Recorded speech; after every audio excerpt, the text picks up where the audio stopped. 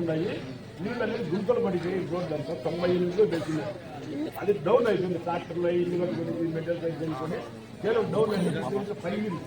దానివల్ల నీళ్ళని 1998లో వేసినారు. మీకు రోడ్డు వేయాలా కాలువ వేయాలనే దానికే కమిషనర్ గారిని తీసుకొచ్చి ఎందుకంటే ఆయన కదా సంతకం పెట్టేది. మనం నీలో ఒకళ్ళమే మీ వాయిస్ ఆయన దగ్గర తీసుకోవడం కేవలం పేదోళ్ళు చనిపోతే ఇక్కడ శ్మశానం లేదు. పరమేశ్వరుడు ఎదురుగా గ్రామంలో శ్మశానం ఉంది. ఎక్కకపోతే అక్కడ భాగ్యం ఉంది. బంటూరు కుమార్ ఆఫీస్ దగ్గర ఉంటుంది.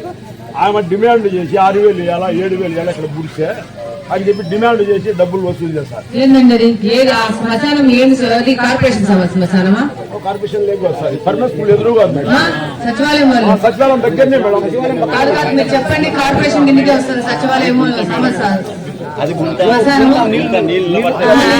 డబ్బులు వసూలు చేస్తా ఉండేవాళ్ళు ఎవరామె?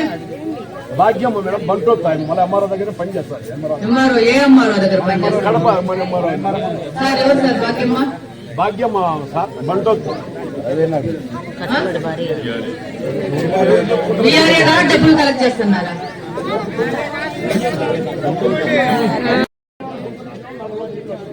దానికి ఏం డెవలప్మెంట్ లేదు. డబ్బులు గుంత తీసినా మూసేదానికి ఇది 6,000 సార్. అంటే విశాలం లేదు కాబట్టి మా ఊర్లోకి వచ్చి మీరు కూర్చున్నారు.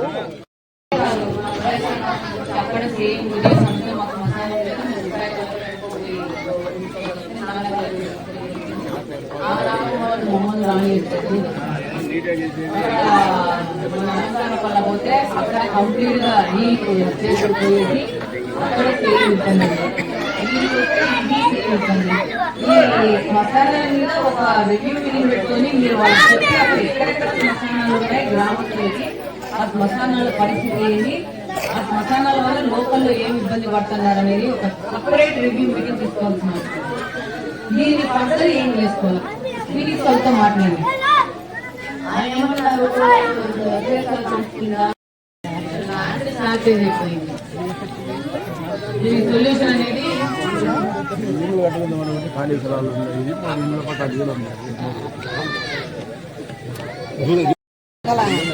ఈయన కడప కాన్స్టిట్యున్సీ పక్కన పెట్టండి. పక్కన ఉన్నాయి కదా సుమారుగా పక్కన ఉన్న నియర్ బై కార్పొరేషన్ సంబంధంగా పక్కకు పోయినా కూడా పర్వాలేదు. పక్క కాన్స్టిట్యున్సీ వాళ్ళ పేరు పెట్టేసి శ్రీ రామరాజుపల్లి పేరు పెట్టి మనం ఒకటి అలర్ట్ చేస్తారు. ఎట్లుంటది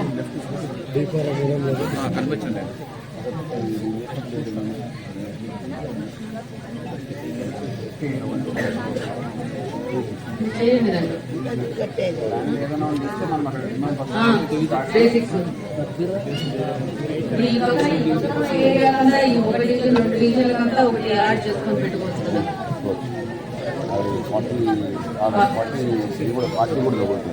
పార్టీ కూడా తగిలేదు ఎప్పకలోనే దాన్ని వాళ్ళకి అలాట్ చేసి 20 ఎకరాలు కాంపౌండ్ వాళ్ళు లేదు. మీరు అనుబంధ పత్రం కానీ ఇంటి మీ పట్టాలు ఉంటే మీరు మేము శాంక్షన్ చేసడానికి అప్లికేషన్ పెట్టుకోండి. 5 ఏళ్ళు పెట్టడానికి కాదన్నారు. ఇదే మాది భిక్షలు తీసుకొని ఒక 20 మంది ఉన్నారు. స్థలం అయితే ఉంది. దానికి అనుబంధ పత్రం కానీ ఏదన్నా మీ ఎంఆర్ ఆఫీసు నుంచి ఒక పట్టా మాదిరి ఇచ్చే బిల్డింగ్ శాంక్షన్ చేసుకొని ఇబ్బందులు లేకుండా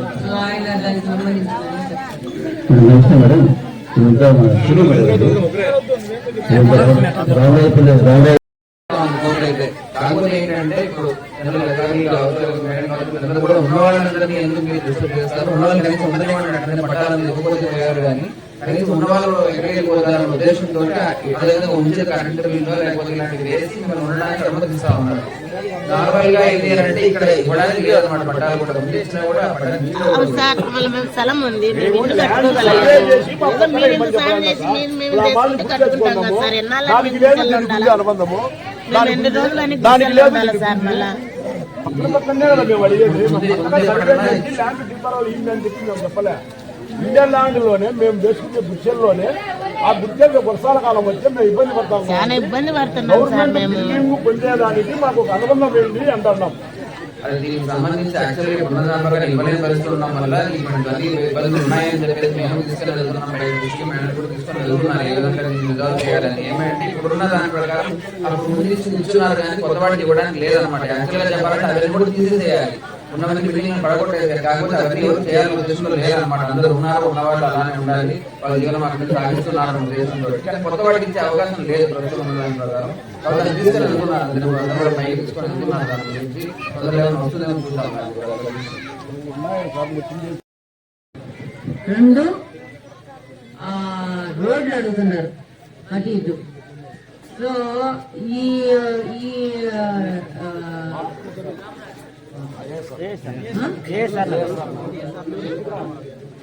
అల్లూరి సీతారామరాజు గారు ఇక్కడ 2 సమస్యలు ముఖ్యంగా ఏంటంటే నీళ్ళ సమస్య అడిగినారు. ఒక 15-20 రోజుల్లో ఇక్కడ బోరేస్తారు. దానికి సంబంధించింది మనం అయిపోకూడదాం. రెండవది ఏంటంటే రోడ్లు, కాలువలు. దాని మీద కమిషనర్ గారు ఏం ప్రోగ్రామ్ చేసి చెప్తారో మనము చూసుకుందాం. ఇవి ఫస్ట్ సమస్యలు మనకి.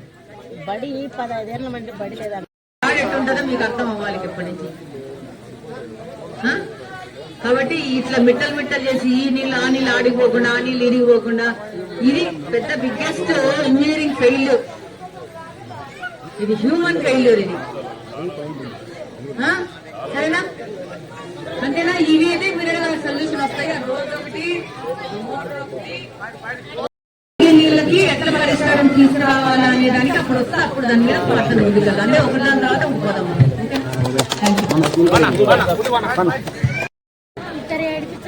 ఎవరే ఇద్దరు మా కాడ లక్క దొంకొని బీడీలు అవుతారు మేడం. ఎవరి దగ్గర? నీ దగ్గర డబ్బు తీసుకునే. మా కాడ మేడం ఎంతమంది పిల్లలు మానేసినారు స్కూల్? చాలా మంది మానేసినారు. ఏందబ్బా హెడ్ మాస్టర్ చెప్పినారా?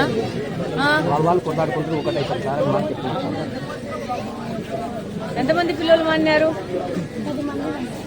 10 మంది. అమ్మ నాయన ఏం చేసినారు? మేడం పోయినాం అడిగి బడిగాడి పోయి అడిగితే సార్ వండుకొని మేము చెప్తాం పోమా అడుగుతాం పో ఏంది అన్నారు. మళ్ళా కొద్ది రోజులు పిల్లలు మానుకుని కూడా మళ్ళీ పంపించినాం మేడం. విజయ్ కుమార్ అమ్మా కాదండి సమస్య అండి. స్కూల్ మానేశారు. 8వ తరగతి పిల్లలు స్కూల్ పోయే దారిలో మగ పిల్లలు ఏడిపిస్తున్నారంట. మీరు స్కూల్ కు పోండి, వాళ్ళ అమ్మగారితో కూడా మాట్లాడండి. సమస్య ఎక్కడ ఉందో మీరు ఫైండ్ అవుట్ చేయండి. దానికి కావాల్సిన యాక్షన్ మీరు తీసుకోవాలా. మళ్ళా మీ పిల్లలు స్కూల్కి పోవాలా? స్కూల్కి పోవాలా, చదువుకోవాలా? చదువుకోకపోతే వెనక పడిపోతావు. వాళ్ళను ఉపయోగిస్తారా మీరు? హెచ్ఎంతో మాట్లాడము, నేను నీతో మాట్లాడము, నువ్వు పేరెంట్స్ తో మాట్లాడడం కాదమ్మా. ప్రాబ్లం మగపిల్లలు టీచ్ చేస్తూ బాత్రూమ్ తలుపులు వేసుకుంటూ పౌడర్లు తిప్పుతా ఉంటే ఏం చేస్తున్నారు మీరు? అమ్మ సచివాలయంలో మిమ్మల్ని పెట్టింది ఇలాంటి సమస్యలు తీర్చడానికే పెట్టారు మహిళా పోలీసులని. ఎందుకు పెట్టారు? అమ్మా నువ్వు కాంటాక్ట్ అయ్యావా, నువ్వు వాళ్ళతో మాట్లాడావా అనేది కాదు సమాధానం. నువ్వు ఆ సమస్యను తీర్చినావా? నువ్వు తీర్చలేకపోతే పై అధికారికి ఎస్పీ దగ్గరికి పోయే లెవెల్లో పనిచేయాలి. ఇది ఏం చిన్న సమస్య అనుకుంటున్నావా? ఆడపిల్లలు మగ పిల్లలతో కలిసడం ఏంటి? హెచ్ఎంఎల్ కేసు పెట్టండి. అన్న తర్వాత కూడా 2 రోజులు పోతారు, 3వ రోజు మమ్మల్ని కొడతాను అర్పండి మేము పోమా అంటున్నారు. అవసరమైతే మేమైనా వస్తాము, కమిషనర్ గారు వస్తారు, ప్రతి ఒక్కరు వస్తారు. ఈ ప్రాబ్లము సాల్వ్ అయిపోయి రేపు సోమవారం నుంచి పిల్లలు స్కూల్కి పోవాలా స్కూల్కి చదువుకోవాలా. మీకు మంచి రిజర్వేషన్స్ ఉన్నాయి. మీరు ఎస్టీలు, నువ్వు 10 ఇంటర్ డిగ్రీ చదివినావంటే మంచి ఉద్యోగం వస్తుంది. చదువుకోకపోయినావు అనుకో ఇట్లనే అమ్మాల లెక్క కూలి పని చేసుకుంటా ఉంటారు.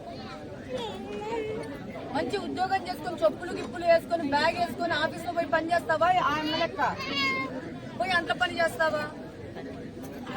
ఆఫీసర్ పని చేస్తావు కదా. మరి ఆఫీసర్ పని చేయాలంటే చదువుకోవాలా ముందు. ఇలాంటి సమస్యలు వస్తూ ఉంటాయి మనకి. ఆ సమస్యలని మనమే ఎదుర్కోవాలా ధైర్యంగా. నువ్వే ఆడపిల్లలు నువ్వే ఎదుర్కోవాలా.